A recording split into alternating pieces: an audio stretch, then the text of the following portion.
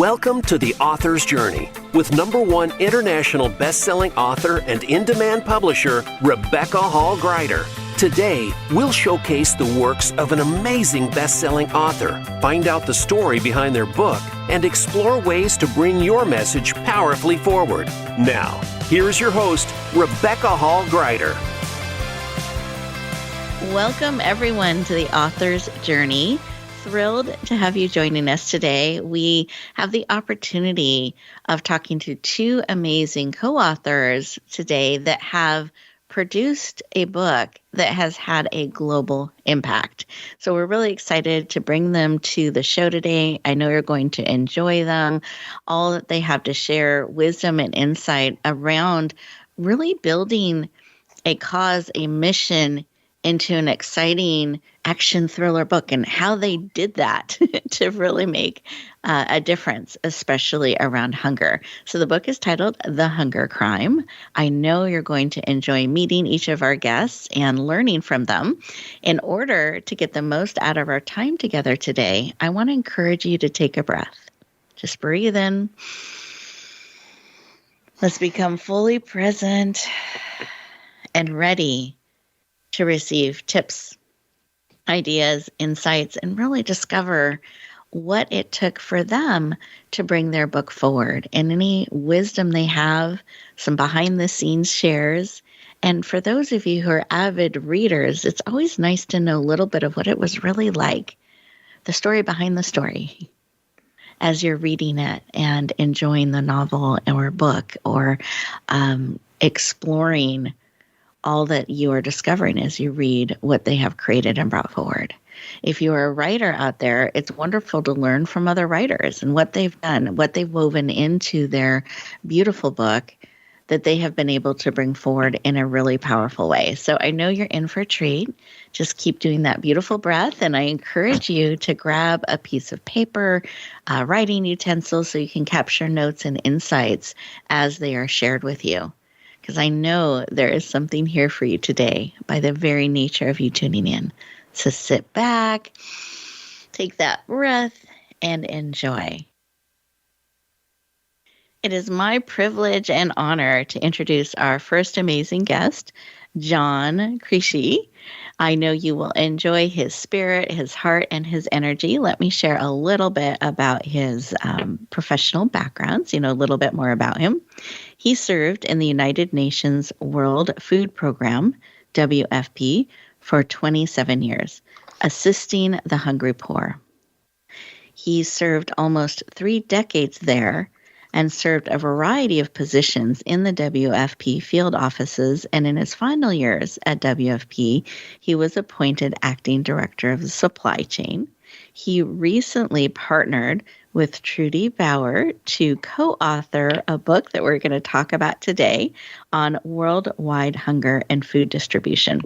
He is passionate about feeding the hungry poor around the world. Please lean in and warmly welcome the powerful and dynamic John B. Crisci to the show. Welcome. Thank you, Rebecca. Please let me start off by thanking you, Rebecca, for inviting Trudy and I to your podcast to talk about our just recently released book.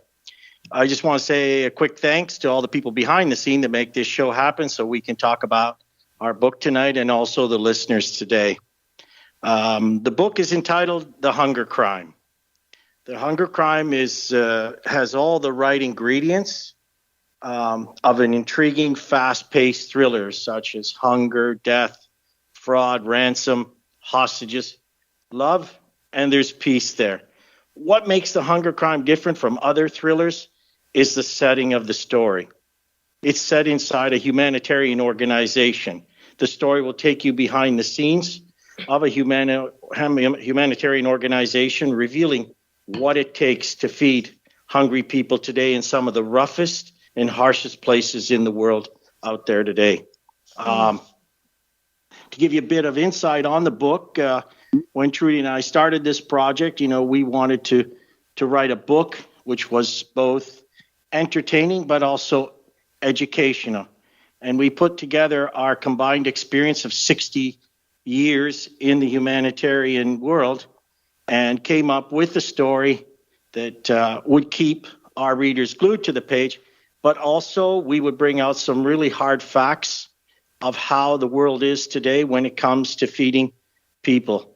And one of the things that we wanted to bring out in the book was the fact that there is a hunger crisis out there, and it's been looming for years, and it continues to grow every year. And much of this is caused by increasing war, insecurity, poverty. And because of this, there is over 1 billion people today that are food insecure and usually go to bed every night without a meal in order to feed their children. But that being said, today, every 10 seconds, a child dies of hunger. That's 3.1 million children. It's not a small number. It's a very big number. And we wanted to bring these things out to the world. Also, we wanted to highlight, the harsh conditions, the rough conditions that humanitarians work in every day, risking their lives out there on the front line to assist those in need. And on top of that, many are senselessly killed every year, injured, beaten, tortured, only because they want to feed those that need their assistance. I want to stop here and maybe let Trudy come in and add something. Perfect. But that gives you a good highlight of what we were thinking when we wrote the book. Great. And these are really difficult things that you're sharing. And we're going to bring Trudy on in just a moment because I want to formally introduce her too. But before I do that, I'd love for you to share a little bit of how you were looking to also make a positive difference in bringing this information forward. Because I didn't want people to think it's a hard, painful, heavy book to read, but that it has excitement in it. And you mentioned peace and some other things. And then part of how you released it into the world, you were able to raise funds to also help. Do you mind sharing a little bit about that? Yes, no, sure. Let me point out also about the book. When we wrote it, it's part fiction and part reality. So when the reader reads the operational interventions, those are true interventions which Trudy or I experienced out in the field or our colleagues. And these are firsthand accounts from people in Somalia and Haiti and different parts of the world that we cover in our story. One of the things that you mentioned, about the story is, how we helped other people. I'd like to turn that around a little bit because when we launched the book, we had an enormous outreach from people asking what they could do. People that were reading it and spreading the word, and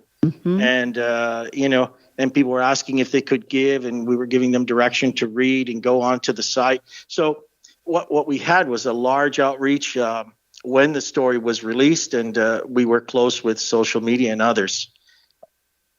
I love that. And I love that you built that into the book and into releasing it, not only bringing awareness and some of these firsthand accounts forward, but also harnessing that awareness to really make a difference. I think that's really powerful. And for any of our readers out there, I hope that you're getting intrigued. We will let you know where you can find this amazing book towards the end of the show, so you can make sure to get a copy.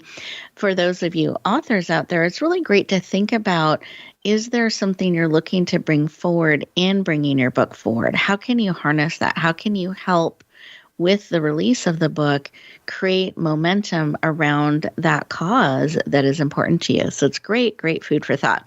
Well, without further ado, I want to bring Trudy on. I know she has so much to share and add to the conversation as well. So Trudy is the co-author. They wrote this powerful book together. So I want to share a little bit about Trudy. So Trudy Bauer studied French literature, international affairs. She was inspired by the writings of Victor Hugo, and she embarked on an overseas career with care, cooperative assistance, and relief everywhere, and at the UN World Food Program spanning 30 years.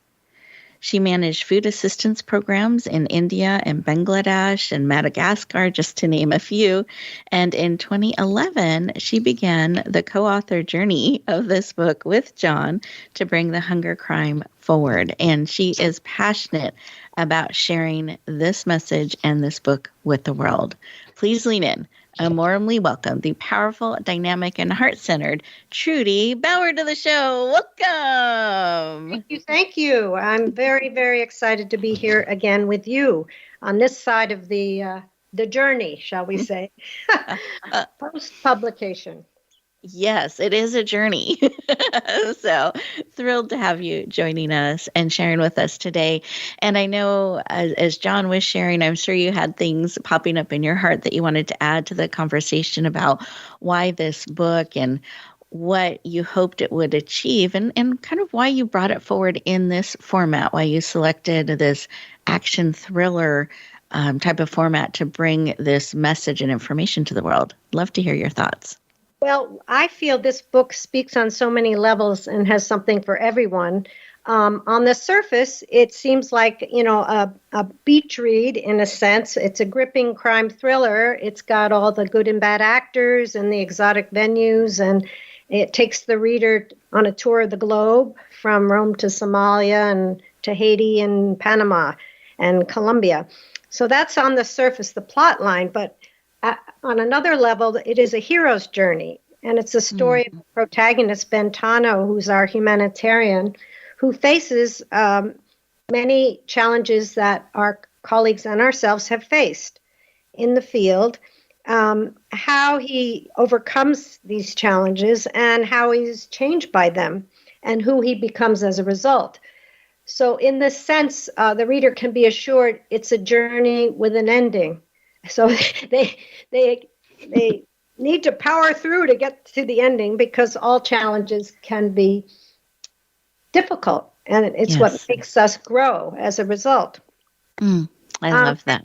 And at the third level, it's the context and the setting. It's the story of hunger and the story of hope for humanity, I can say. As John said, it's inspired by true events, and it is a window into the unknown world of who the humanitarians are throughout the world who are delivering this life-saving food. And for me and John, we'd love this book to be an advocacy on their behalf, shining a light on who they are and what they do, unseen by the world, in the way that COVID-19 shone a light onto the frontline health workers all over the world, because they were more or less invisible until the crisis.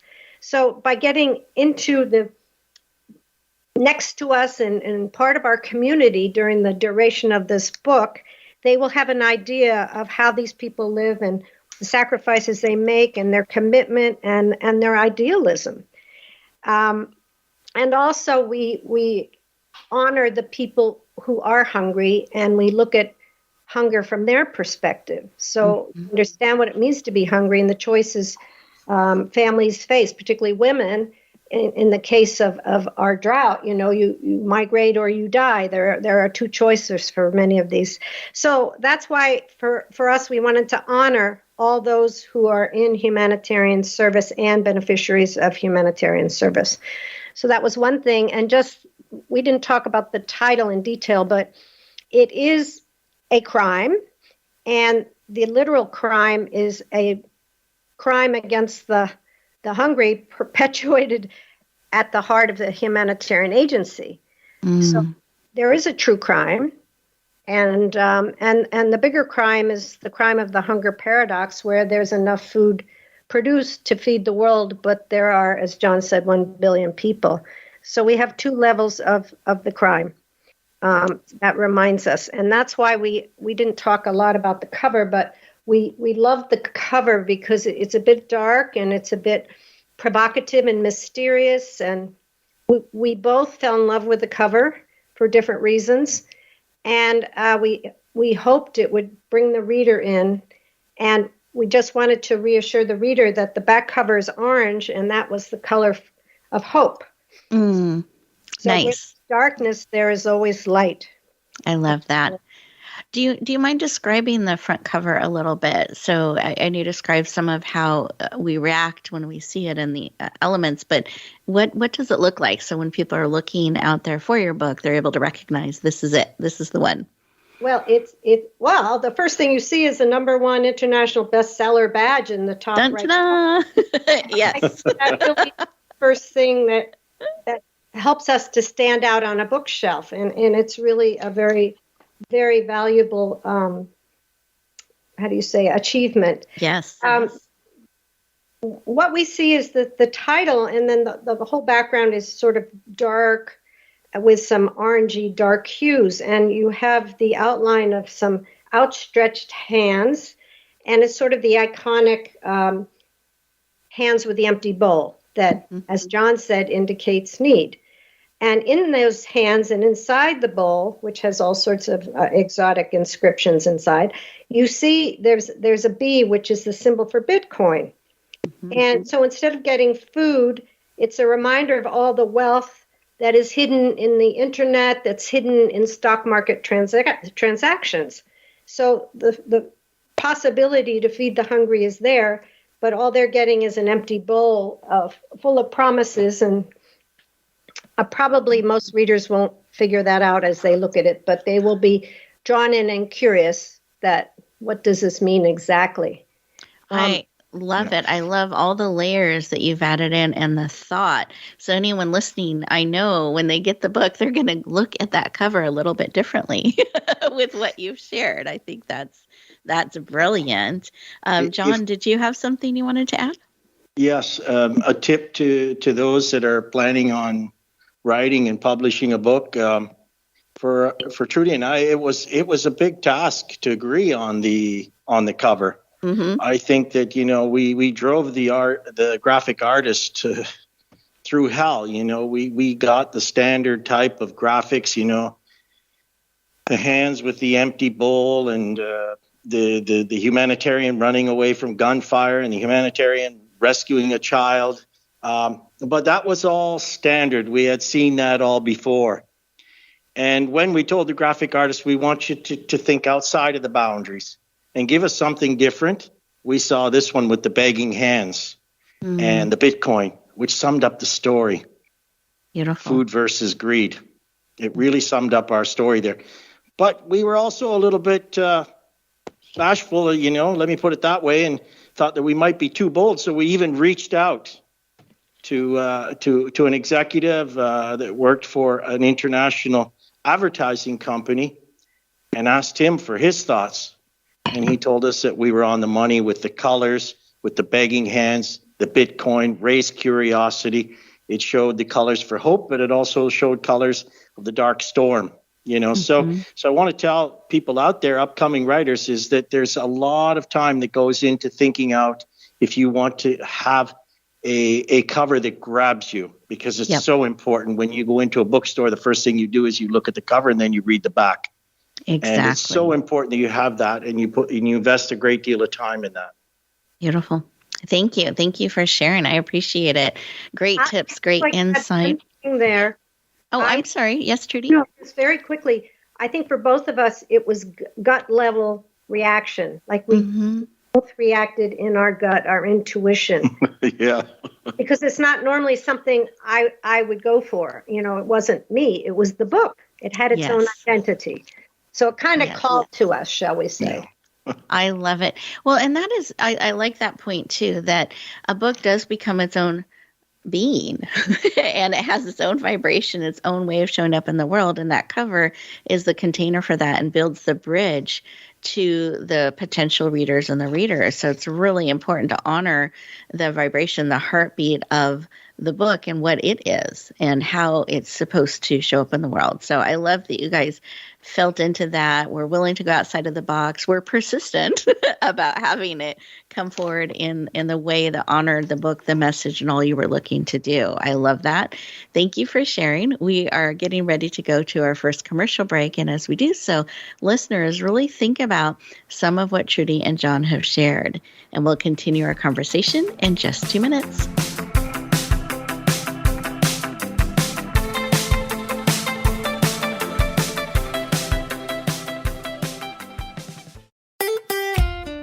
Follow Voice America at Facebook.com/Voice America for juicy updates from your favorite radio shows and podcasts. Announcing a powerful new TV channel featuring programs designed to enhance and transform your life. Make powerful connections, one program at a time. And by doing so, we can bring transformation to the world. Tune in each week to Empowered Connections TV as we add new programs to help you make empowered connections of your own. Visit empoweredconnectionstv.com. That's empoweredconnectionstv.com. And make the most of an incredible life transformation. Rebecca Hall Gruyter's Speaker Talent Search is looking for speakers wanting to get on more stages. With just one audition, you could open the doors to hundreds of speaking opportunities, reach more people, and expand your impact. Finalists get to audition live in front of leaders looking to fill all kinds of speaking opportunities. Apply now at speakertalentsearch.com.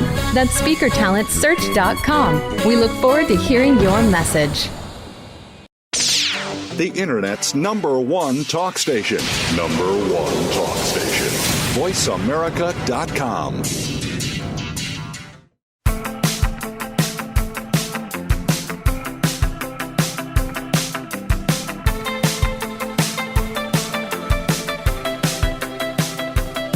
Welcome back, everyone. I hope you enjoyed our first segment. Excited to be continuing the conversation with Trudy and John. And one of the things I love about them is not only they've created this powerful book together, but the friendship and the relationship that they have. And you can see some of that coming through in their different personalities and perspectives in bringing this book forward and the amazing alignment that has been created in the mission. And I just love that with them and how they've been able to navigate together, dance in that, and bring that forward. So I just, listeners, I want you to be paying attention to that as we continue our conversation, because they do dance really beautifully together. And I don't always see that every time with co-authors. So I think that's something really unique and special that they have created. So I appreciate that. I was thinking about the journey, because it is a journey to bring this book forward, and you started it in 2011. So that's a very long journey that you've been on together, bringing this book forward. And then when it was launched and shared into the world, it was received as a #1 international best-selling book very, very quickly.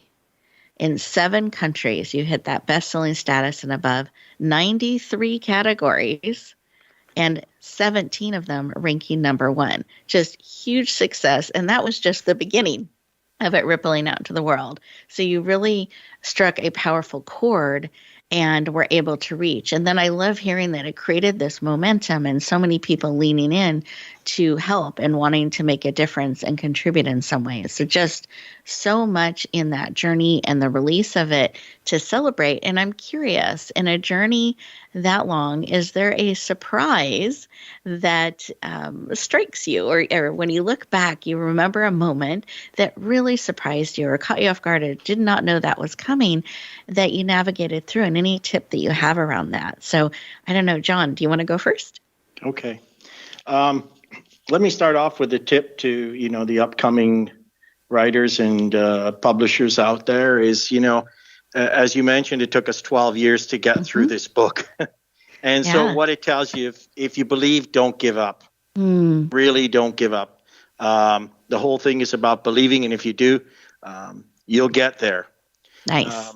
And before we get to the bestseller, one of my favorite moments was Trudy and I were going through the book and reading and making changes and editing and so on and so forth. But the moment of relief came when we ran into the right people. We were blessed having the right people to carry us across the line. And one of my piece of advices to people are, if you know nothing about this business, you must link up with the right people to help you get across the line. It's not just writing the story, it's also publishing the story. Yes. It's also getting the message out with the story. And like I said, if you're not part of that world, it's very difficult. So we were blessed to run into you and your team and Kathy's team, and you people helped us really push it over the line and helped us get to an international bestseller. And we thank you both for that. So a piece of advice there. On the bestseller side, It's really unexplainable. I think, the days that you launch, Trudy and I were talking back and forth, what's going on, what's happening. And, you sit there and, a lot of curiosity, a lot of things running through your mind.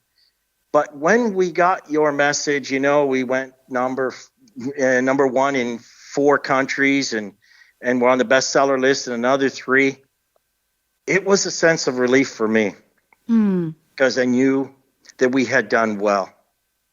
Yes. And then there's the whole part about satisfaction that comes in when people start writing to you, with the book reviews, can't put it down, fast-paced thriller, you kept me on a roller coaster, those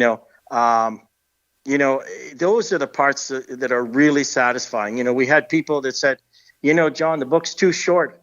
We just didn't get enough. When's the next sequel coming? So those give you some really, really energetic feelings, let me put it that way, which may push us on to even write a second book. Just to give you an example, and I'll be very quick. A retired deputy executive director of the World Food Program reached out to me, and he asked me, he said, what does an ex-Serbian general have to do with refugees in Dadaab camp in Kenya? I said, you have to read on. It will all come together at the end. When he finished the book, he said, totally amazing. All those loose ends came together at the end. So, and I really enjoyed it. I'm going to read it the second time. So these are the things that are really satisfying. Nice. Thank you. I appreciate you sharing. And Trudy, I'd love to have you add to that. And was there something, when you look at the journey, that stands out as something that surprised you, and a tip around that, as well as maybe a favorite moment? Yeah, I think that at the beginning, when the publishers were rejecting it, I let it go for a while, John, and I just took a break. And then somehow I had friends who were self-publishing, and I said, well, maybe we could do that, because we didn't know. We first-time authors, we don't know how to do anything in this area, in this industry. And as John said, it's very important to educate yourself on the industry in the country where you live in. And we live in 2 countries, and find your niche and all those things about your audience. But the first thing is to write the book. And we could have given up. I say I could have given up, but we each have our own opinions when to give up. But I think we let 2 or 3 years go by where I didn't touch it and he didn't touch it, and he was still sort of trying to see if there were other possibilities for the plot in other areas. But then we decided to go ahead, and somehow I just said, we're going to finish this book, and I just made it. I wasn't going to give up. I'm going to finish this book, and we're going to finish this book. We're going to finish this book. So I say, don't give up. And as we sort of set out that intention, and we had the right people to help us, as John said. And I will repeat what John said, that it really takes a village, because I compare it to a first-time mother giving birth to a baby. You had the labor, you had the euphoria of the publication, and then you kind of are clueless about what comes next. And there's a little bit of angst there, because marketing is a whole other area with other skill sets. Not all writers have the skill sets. So it takes a lot of patience. It needs a strategy. It needs some kind of competency in social media. And we started with Amazon reviews. And I think the combination of getting the Amazon rating as bestseller, it's really great, and it opens a lot of doors, but also getting literary reviews are very important together. So you have different segments of readers who are validating that this is a good work. And I would say one of the high points for me was getting that recent literary review where, in one sentence, they got it.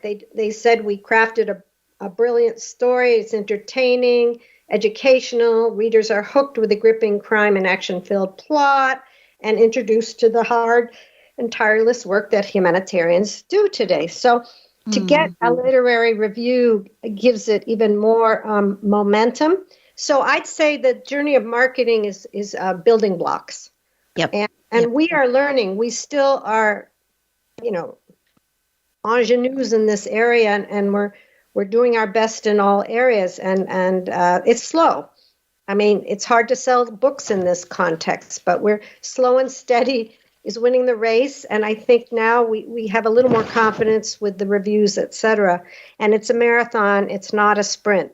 So, I think you do need some advice and some assistance in the marketing area, because writers don't necessarily have these skill sets. Yes.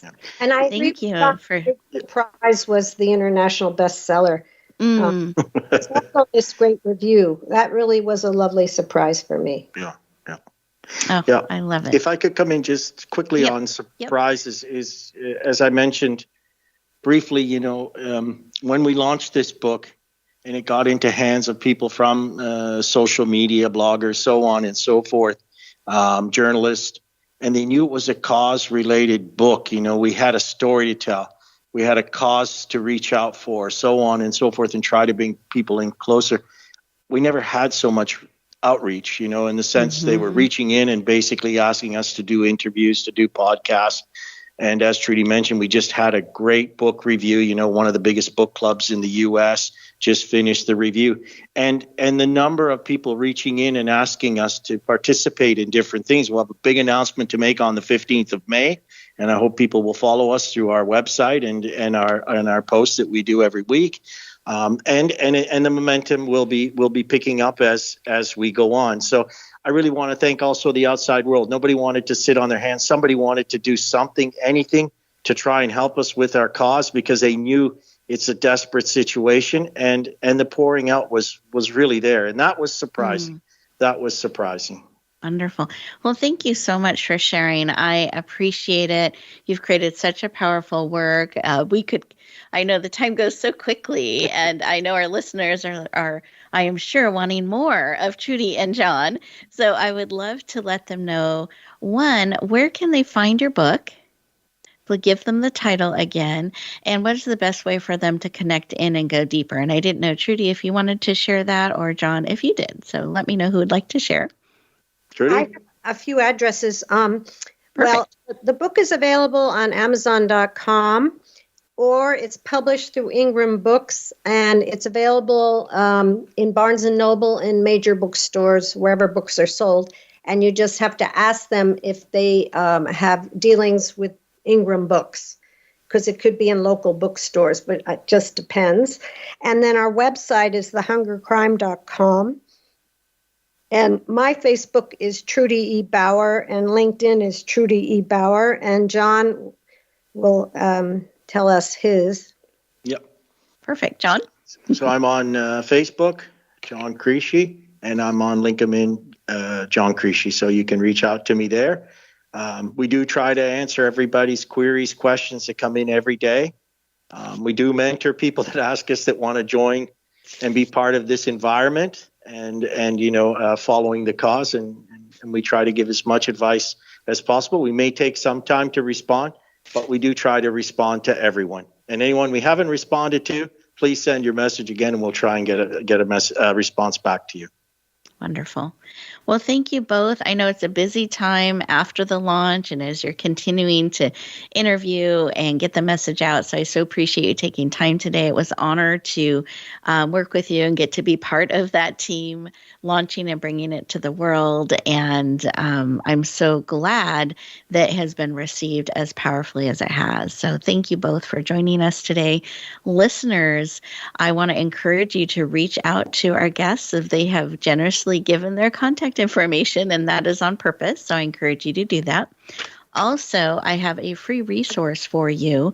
Those of you who are looking to bring your book forward and want to know maybe the myths and truths about publishing, what is a launch, how do I have an idea, how do I bring my book forward, all those types of things.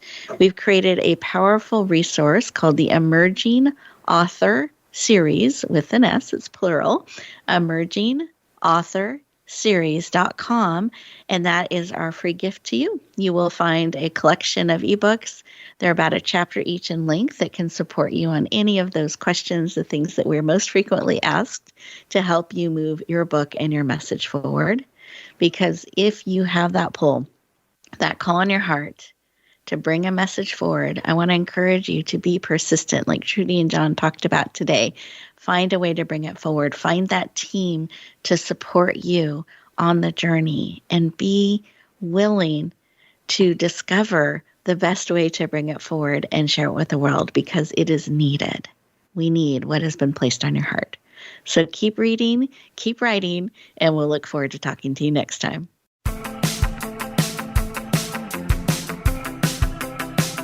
Thank you for tuning in to The Author's Journey. Please join Rebecca Hall Gruyter for another edition of the Author's Journey podcast every Monday on the Voice America Variety Channel. And until we talk again, use some of the tips and inspiration from today's show to guide you as you lean in to bringing your message forward.